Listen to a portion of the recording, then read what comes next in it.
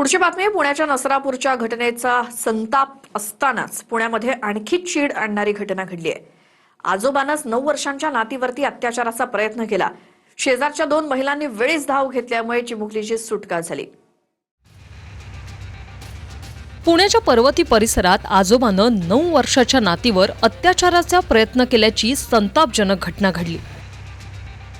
70 वर्षाच्या अंबादास जाधवनं स्वतःच्या मुलीच्या मुलीवर डोळा ठेवला, पण शेजारच्या महिलांच्या सतर्कतेमुळे अनर्थ टळला।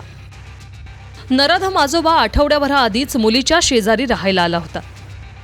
पीडित चिमुकलीची आई मजुरी करायची म्हणून मुलीला स्वतःच्या वडिलांकडे ठेवलं होतं। मात्र विकृतीमुळे नातीचं नातं हा नराधम विसरला। नातवाला खाऊ खाण्यासाठी पैसे देऊन घराच्या बाहेर पाठवलं। त्यानंतर आजोबानं नातीवर अत्याचार करण्याचा प्रयत्न केला। त्याच वेळी चिमुकलीनं आरडाओरडा केल्यानं तात्काळ शेजारच्या महिलांनी धाव घेतली आणि चिमुकलीची सुटका केली। दार बंद होतं, मुलगी आतमध्ये होती आणि ती मुलगी रडत होती। तेवढा ते मामीने लक्ष घातलं तिकडं।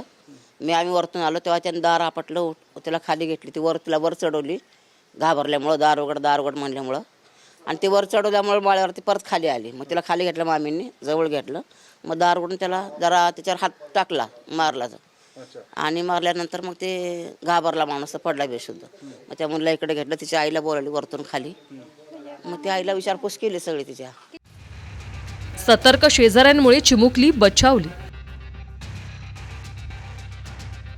मंगळवारी रात्री घटना उघडकीस येताच पर्वती परिसरात संतप्त नागरिक रस्त्यावर उतरले। मोर्चा काढत नराधम आजोबाला फाशीची शिक्षा देण्याची मागणी केली।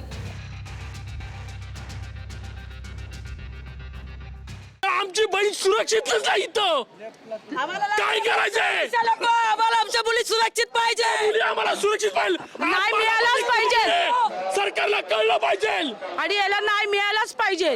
काही का असना ह्यांना लगेच फाशी दिली पाहिजे, यांच्या चौरंग्या करून पाय हातपाय म्हणून टाकले पाहिजे यांची। यांना जास्त वेळ दिलाच नाही पाहिजे, लगेच जिथं झालं जिथं झाला पाहिजे। नाही तर आमच्या ताब्यात आमच्या ताब्यात नकोय, आम्हाला न्याय हवाय। आज आमच्या शेजारी मुलगी आहे, आम्ही सगळ्या कामाधंद्याला जाणारे लोक आहेत, आमच्या घरी कोण आहे का लक्ष द्यायला? मग आज साहेबांनी बी लक्ष दिलं पाहिजे आमच्याला। आम्हाला धक्काबुक्की करून घरी पाठवताय कशासाठी? आरोपी अंबादास जाधवला पोलिसांनी अटक केली आणि लैंगिक अत्याचाराप्रमाणेच कलम लावण्यात आली। जे काही घडलं आहे that amounts to the case of rape, त्यामुळे आम्ही त्याच्यामध्ये गंभीर असा गुन्हा दाखल केलेला आहे। ससून हॉस्पिटलमधून फिर्याद आणून त्यानुसार बाळाच्या आईच्या फिर्यादीनुसार त्यामध्ये पॉक्सो कलम 6 गंभीर गुन्हा रात्री या प्रकरणामध्ये दाखल करण्यात आलेला आहे। डोकं सुन्न होतंय। पुण्यामध्ये सख्ख्या आजोबा आपल्या नातीवरच अत्याचाराचा प्रयत्न करणं, काय म्हणावं याला? हे सामाजिक अधपतनाचं लक्षण आहे। या प्रकरणामध्ये पोलिसांनी तत्परतेने कारवाई करत आरोपीला बेड्या ठोकल्यात। आपली लेकरं घरातही सुरक्षित नाही आहेत का? हे असल्या लिंग पिसाटांपासून आपल्या चिमुकल्यांना वाचवायचं कसं, हा प्रश्न आज प्रत्येक आईला पडलाय। राज्याचे सन्माननीय मुख्यमंत्री देवेंद्रजी यांनी महिला आणि बालकांवरील गुन्ह्याबाबत 0 टॉलरन्सची स्पष्ट भूमिका घेतली आहे। पुण्याच्याच नसरापुरात 4 दिवसांआधीच 4 वर्षाच्या चिमुकलीवर अत्याचार करून तिची निर्घृणपणे हत्या करण्यात आली आणि आता आजोबानं नातीवर अत्याचाराचा प्रयत्न केला। नसरापूरच्या प्रकरणात आरोपी भीमराव कांबळेला पोलिसांनी प्रत्यक्ष घटनास्थळी आणून मध्यरात्री घटनेचं रिक्रिएशन केलं। 4 वर्षाची चिमुकली नेमकी कुठे खेळत होती, चिमुकलीला कुठून सोबत घेतलं, गाईच्या गोठ्यात कसं आणलं, अत्याचार ते हत्येची माहिती आरोपीकडून पोलिसांनी घेतली। नसरापूरच्या घटनेमुळे त्या परिसरात प्रचंड रोष असल्यानं रिक्रिएशनसाठी पोलिसांनी मध्यरात्रीची वेळ निवडली। जवळपास 500 पोलिसांच्या फौजफाट्यात आरोपी भीमराव कांबळेला पोलीस घटनास्थळी घेऊन आले। 2 आठवड्यात पोलीस भीमराव कांबळेच्या विरोधात आरोपपत्र दाखल केलं जाणार आहे, त्यासाठी एक पुरावा गोळा करतायत।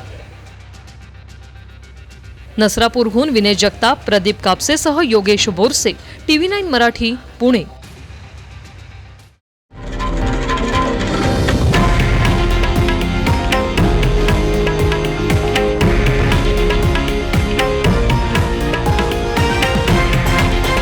हे आहे देशातील नंबर 1 न्यूज नेटवर्क आणि आपण पाहत आहात TV9 मराठी, एकमेव.